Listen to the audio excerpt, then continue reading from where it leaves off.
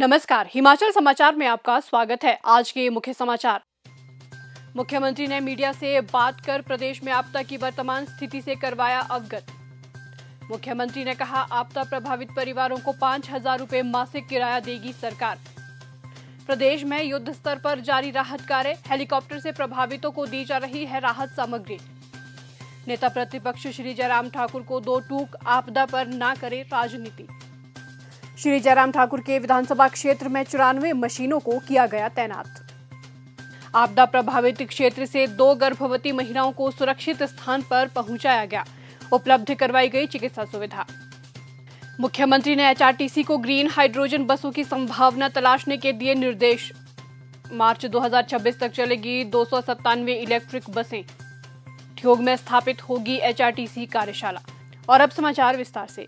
मुख्यमंत्री ठाकुर सुखविंदर सिंह सुक्खू ने आज मीडिया से बात कर प्रदेश में आपदा की वर्तमान स्थिति से अवगत करवाया। मुख्यमंत्री ने कहा कि प्रभावितों को युद्ध स्तर पर हर संभव सहायता प्रदान की जा रही है। आज अभी मैं डिप्टी चीफ मिनिस्टर साहब, टेक्निकल मिनिस्टर साहब और हमारे विधायक डिप्टी स्पीकर साहब, हम सबने आपदा पर चर्चा की और चर्चा करने के बाद स्थिति का आकलन किया और हमने ये फैसला किया कि जो रिलीफ कैंप्स में हमारे लोग रह रहे हैं, जहाँ हमने रिलीफ सेंटर बनाए हैं, उन परिवारों को अगर गांव में किराए का मकान मिलता है तो उन्हें 5,000 रुपया किराया हिमाचल प्रदेश की सरकार पर मंथ उपलब्ध करवाएगी।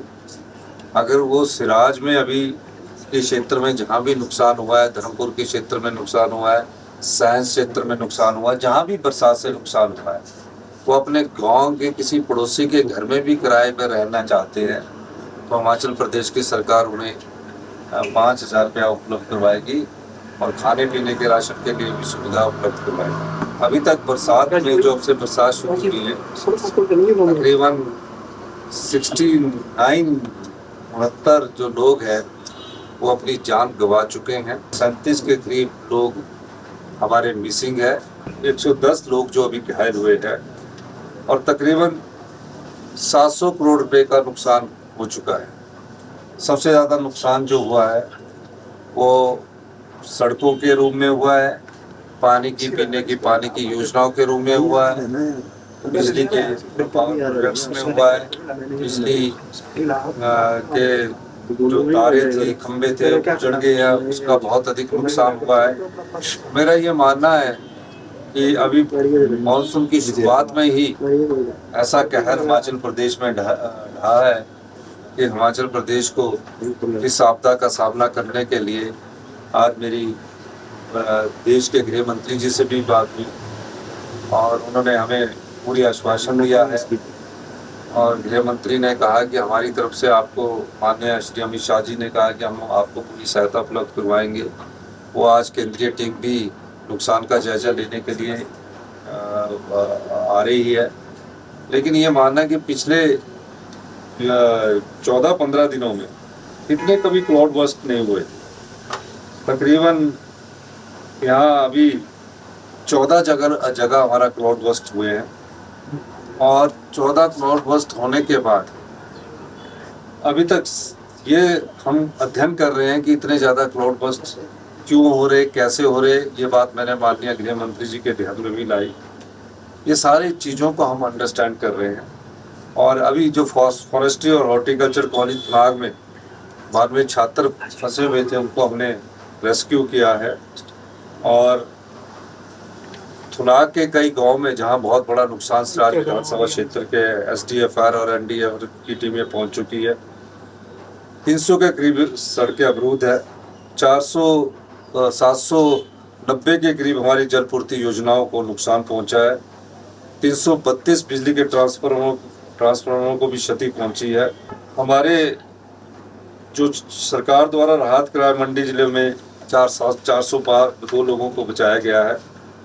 मतलब सब जगह नुकसान की, बहुत बड़ी नुकसान की खबर आ रही है और मेरा ये मानना है कि हमारे मंत्रीगण जो भी है, माननीय मुख्यमंत्री मुकेश जी है, आज सुबह इन्होंने भी अपनी की बैठक की है पीडब्ल्यूडी मंत्री को भी दिशा निर्देश दिए हैं। हम ये कहना चाहते हैं कि आपदा प्रभावित परिवारों के साथ पूरा हिमाचल प्रदेश की जनता खड़ी है, पूरी सरकार खड़ी है, क्योंकि अभी मानसून 2 महीने रहना है। तो हमने पहला फैसला ये किया कि 5,000 रुपये प्रति परिवार के किराए के हिसाब से उन्हें किराए के मकान में रहने के लिए उपलब्ध करवाया जाएगा। और उसके अलावा एसडीएम को ये दिशा निर्देश दिए गए हैं कि उनके खाने पीने का भी और उनका रहने का इंतजाम किया जाए। इस बीच मैं खुद जो इन क्षेत्र है उसमें खुद दौरा करूँगा। मैं सभी हमारे जो कुलीग हैं, जो मंत्रिमंडल के सदस्य हैं, सब लोग बैठ के करके स्थिति का जायजा ले रहे हैं। जयराम जी अब झूठ बोले तो मैं क्या कर सकता हूँ। उनसे मेरे ख्याल डिप्टी चीफ मिनिस्टर साहब ने भी बात की है, मेरी भी कल उनसे बात हुई है।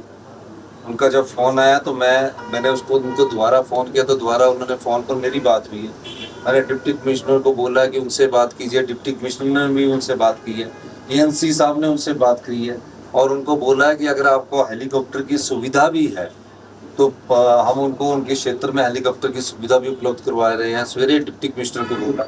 आज मैंने अखबार में पढ़ा, बड़ी विचित्र बात है, मेरी कल उनसे बात हुई है। पूर्व मुख्यमंत्री हैं, उनके मुंह से अगर ये झूठ बोलना है राजनीतिक रोटियां सेकने के लिए तो वो बोलते रहे, वो उनका कार्य कर्तव्य है। हमारा कर्तव्य और जिम्मेदारी है कि हम उन लोगों को राहत पहुंचाए। जहां मैं जा सकता, मैं जंजैली भी गया, एक ही दिन में मैं 3 घंटे धर्मपुर चलने के बावजूद धर्मपुर के उस गांव में गया, क्षतिग्रस्त गांव में गया, और उसके बाद मैं गाड़ी से सरका घाट आया। 3 घंटे गाड़ी का सफर करने के बाद उसके बाद मुझे पता लगा कि जंजैली में फूड नहीं है। मैंने तुरंत प्रभाव से फूड बढ़वाया, पता लगा कि मौसम खराब होने वाला है, वहाँ अगर आप 5-7 मिनट में नहीं पहुँचोगे तो खाना नहीं उपलब्ध होगा। मैं जंजैली उतर के खाना छोड़ कर आया और वो फिर इस पर, और कम से कम 94 मशीन्स उनके एरिया में अकेले में लगी है, 94 के करीब। लेकिन 94 मशीनें इकट्ठी करने का फायदा नहीं है, पहले पीछे का रोड ठीक हो, उसके आगे का रोड ठीक होगा। जलपूर्ति की योजना ठीक नहीं है। उन्हें मंडी आके प्रेस कॉन्फ्रेंस नहीं करनी चाहिए थी, उन्हें वहाँ लोगों के बीच, सराज विधानसभा क्षेत्र में लोगों के बीच बैठ के लोगों की सेवा करनी चाहिए थी। उस राज विधानसभा क्षेत्र का ही दौरा करे। धर्मपुर तो अभी तक गए नहीं, वो भी तो मंडी का पार्ट है। वहाँ हमारे जो लोकल विधायक चंद्रशेखर जी है वो दिन रात लगे हुए हैं, मुझे उस क्षेत्र में लेके गए और एकदम कार्य कर रहे हैं। पूरे हिमाचल प्रदेश में नुकसान हो रहा है। मुख्यमंत्री का दायित्व और कर्तव्य होता है कि पूरे हिमाचल प्रदेश में जहाँ भी नुकसान हो रहा है वहाँ लोगों की समस्याओं का समाधान करें। अब राजनीति करने के लिए हमारे पास बोलना अभी 2.5 साल का वक्त है उसमें राजनीति करना, लेकिन इस प्रकार झूठ बोलना अच्छा नहीं लगता।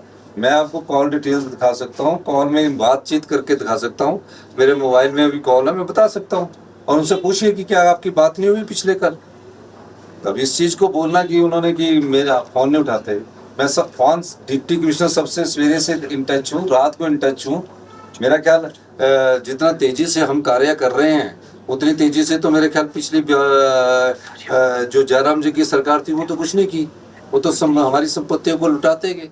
मुख्यमंत्री ने दोहराया कि प्रभावितों को त्वरित राहत सामग्री पहुंचाई जा रही है। इस कड़ी में आज 500 राशन किट बक्सियाड़ क्षेत्र के लिए रवाना की गई है। सड़क बाधित होने के कारण मजदूरों और स्थानीय पंचायतों की मदद से आवश्यक वस्तुएं पैदल पहुंचाई जा रही हैं। आपदाग्रस्त खुनागी, सुराहा और उंदीगाड़ क्षेत्रों के लिए लगभग 70 राशन किट, तिरपाल आदि राहत सामग्री भेजी गई है। करजोग से जंजैहली वाया शंकर देहरा रायगढ़ सड़क खोलने का कार्य युद्ध स्तर पर चल रहा है। थुनाग क्षेत्र के रैनगलू, पखरेर पंचायत और अन्य प्रभावित क्षेत्रों में 157 राशन किट वितरित की गई हैं। बाली चौकी के कुकलाहा क्षेत्र के लोगों को भी राहत सामग्री पहुंचाई गई है।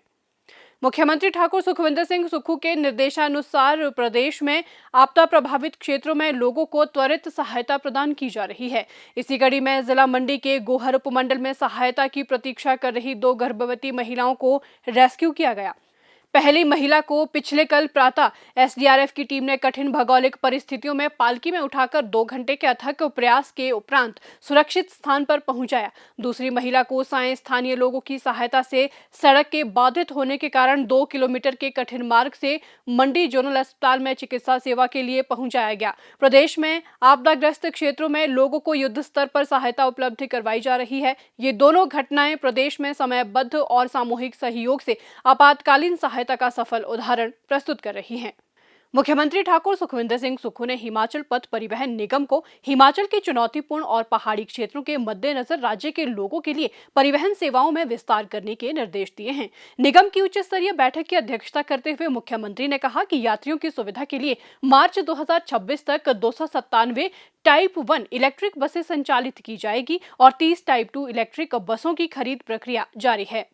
ये कदम पर्यावरण संरक्षण और निगम को आत्मनिर्भर बनाने में मील पत्थर साबित होगा। उन्होंने एचआरटीसी अधिकारियों को निकट भविष्य में ग्रीन हाइड्रोजन बसें शुरू करने की व्यवहार्यता का पता लगाने के भी निर्देश दिए। उन्होंने कहा कि राज्य सरकार ने मार्च 2026 तक प्रदेश को हरित ऊर्जा राज्य बनाने का लक्ष्य रखा है। मुख्यमंत्री ने रियायती पास के लिए आवेदन करने के लिए एकल बस पास प्रणाली और वास्तविक समय बस निगरानी प्रणाली विकसित करने के भी निर्देश दिए।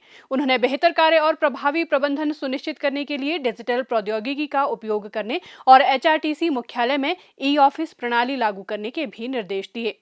उन्होंने कहा कि जिला शिमला के ठियोग में एचआरटीसी कार्यशाला स्थापित की जाएगी। राज्य सरकार निगम को एक व्यवहार्य संस्थान बनाने के लिए हर तरह से सहयोग कर रही है। हिमाचल समाचार देखने के लिए सब्सक्राइब करें यूट्यूब चैनल हिमाचल समाचार, लाइक करें Facebook page information and public relations department Himachal Pradesh और सीएमओ हिमाचल। फॉलो करें x@DPRHP और सीएमओ हिमाचल। फॉलो करें इंस्टाग्राम @DIPR हिमाचल और सीएमओ हिमाचल। विजिट करें वेबसाइट www.himachalpr.gov.in।